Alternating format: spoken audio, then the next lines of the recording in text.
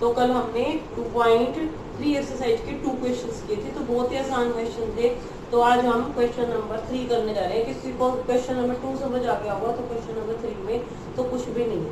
तो ध्यान से देखते हैं अब हमारा क्वेश्चन नंबर क्या है हमारे पास 3 का फर्स्ट पार्ट लिख लियो मैं।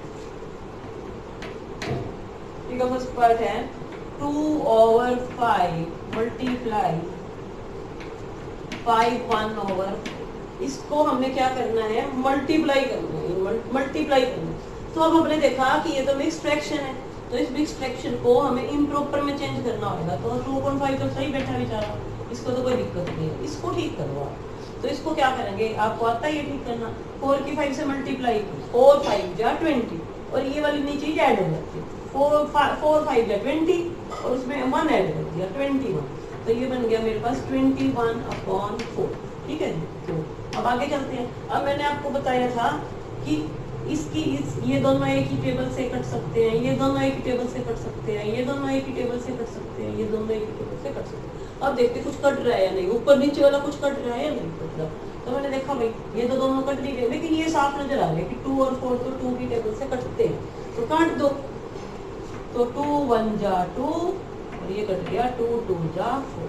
ठीक है, तो हम और कोई नहीं कट रहा, देखा ये भी नहीं कट रहा और कुछ नहीं कट रहा, तो जो कट रहा था हमने काट दिया। और ऊपर वाले की मल्टीप्लाई ऊपर वाले से और नीचे वाले की मल्टीप्लाई नीचे वाले से।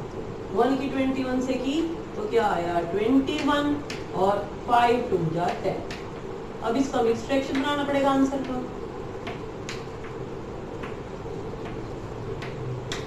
तो हमारे पास ये चेंज हो गया, हमने आंसर दिया 2 1/10। तो हमारा ये क्वेश्चन नंबर हो गया थर्ड का फर्स्ट पार्ट। अब थर्ड के सेकंड पार्ट पे चलते हैं।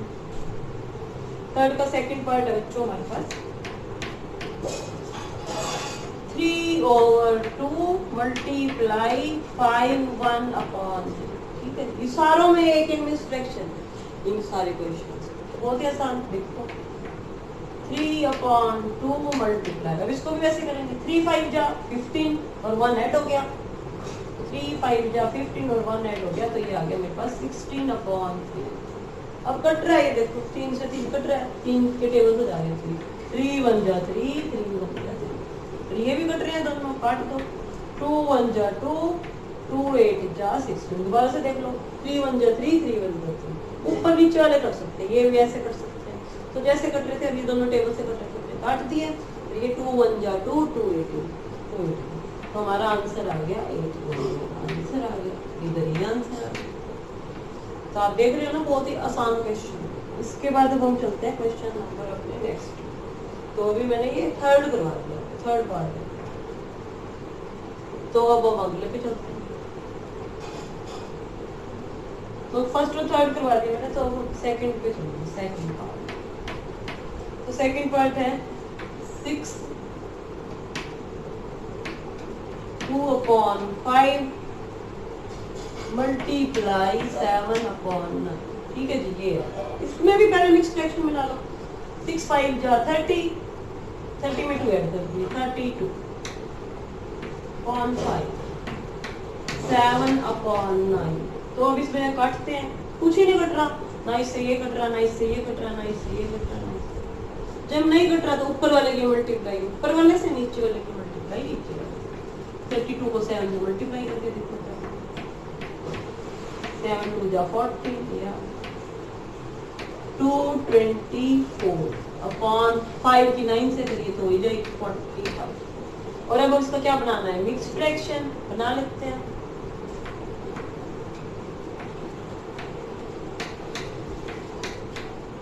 तो 4 5 जा 4 5 पे जाएंगे तो बड़ा होएगा, तो 4 पे जाएंगे। डिवीजन तो सीखी होगी मेरे बच्चों ने छोटी क्लास में, ठीक है ना। तो ये अब हमारे पास आंसर आ गया, लिखेंगे 444/45। ठीक है जी, तो ये हमारा आंसर आ गया, ये बेटा। ये बच्चों कहते हैं मैम इस फ्रैक्शन में चेंज करना है, आंसर है तो पूरा अच्छी तरह से आंसर देना चाहिए। ठीक है, इसके बाद फोर्थ पार्ट है 5/6 मल्टीप्लाई 2 3/7। तो इसकी भी वही स्टोरी है, 5/6। अब 7 की 2 से मल्टीप्लाई करी 14 में 3 ऐड कर दिया 7। तो हमारे पास आंसर आ गया, क्या आ गया हमारे पास आंसर? 85/42। क्लियर है? अब इसको मिक्स फ्रैक्शन में चेंज करना है। 42 2 जा 84। तो ये पहले लिखते हैं 2 1/42। ये हमारा आ गया आंसर। ठीक है, तो हमने अभी तक 4 पार्ट कर लिए।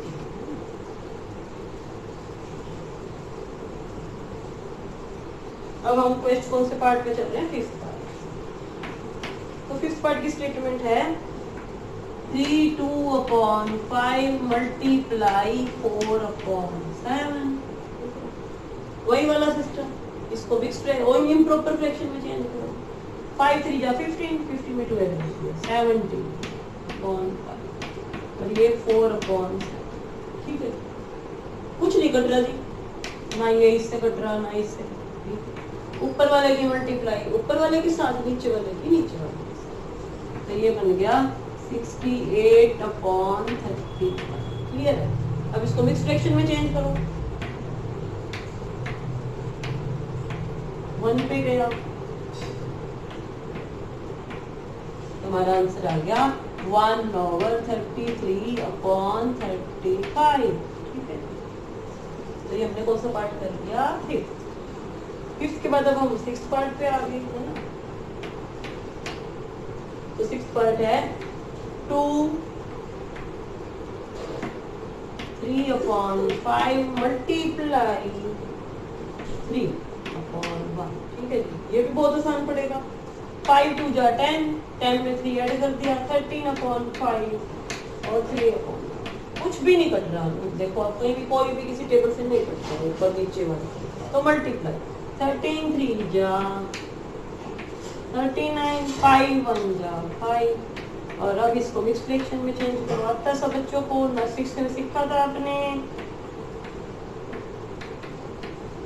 तब इसको लिख सकते हैं 7/4/5। ये आंसर आ गया। अब 5th 6th हो गया, अब आगे देखते हैं।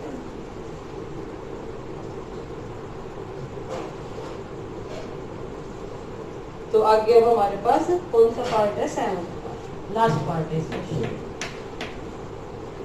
तो स्टेटमेंट है इसकी 3/4/7 मल्टीप्लाई 3/5। सेम प्रोसेस, 7 की 3 से करी 21 और 4 25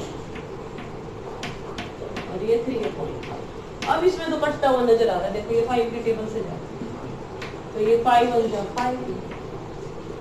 तो ये बन गया 15/7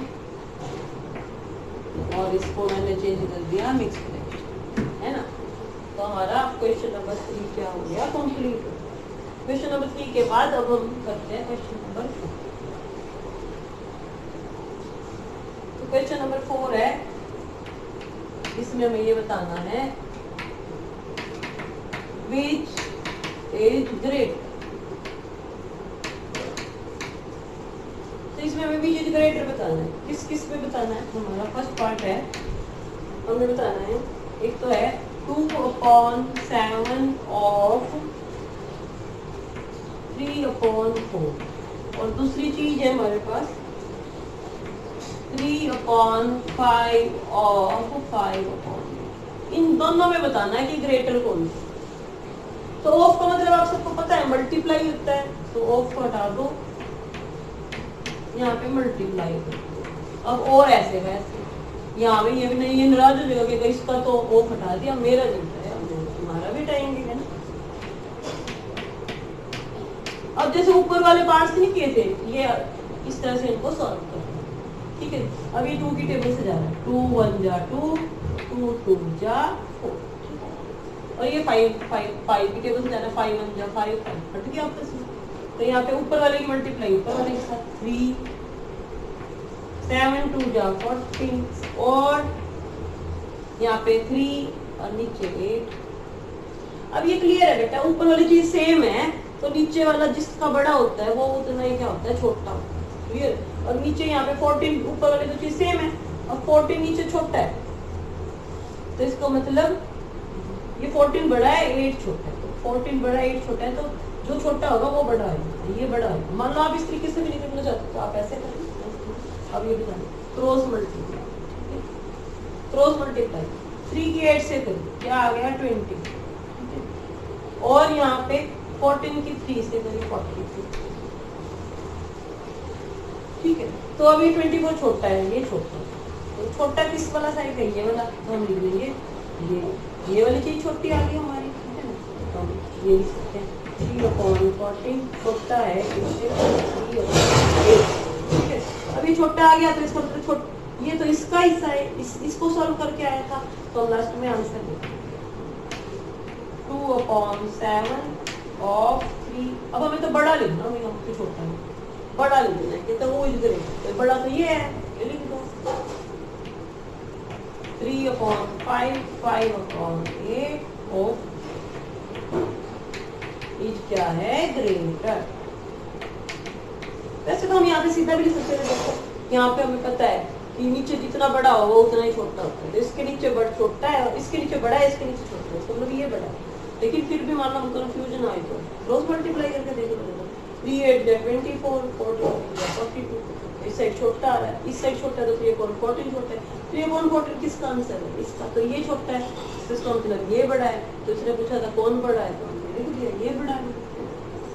इसके बाद सेकंड पार्ट पे चलते हैं।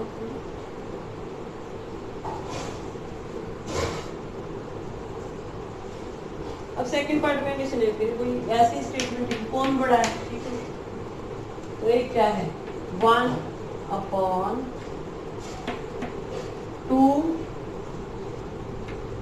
of 6/7 और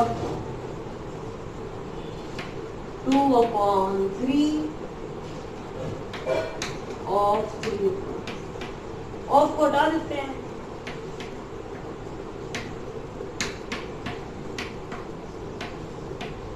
और यहाँ पे भी ऑफ को हटा दिया।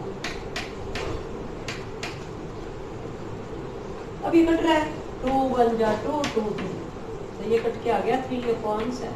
ठीक है, ये 3 से 3 कट गया 2/7। अब नीचे वाले तो सेम है और ऊपर वाले में कोई दिक्कत नहीं है।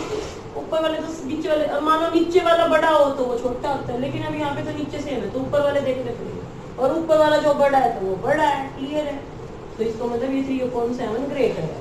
क्लियर है, और मान लो आपको नहीं ऐसे क्लियर होता तो आप क्रॉस मल्टीप्लाई करो, 3 की 7 से 21, 7 की 2 से 40, तो ये ग्रेटर है।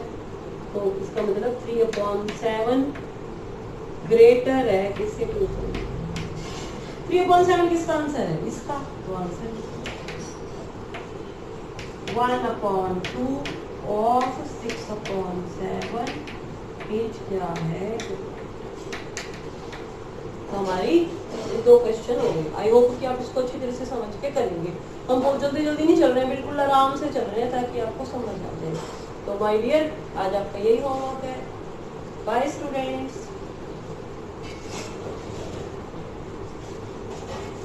दीपक कर दे बंद।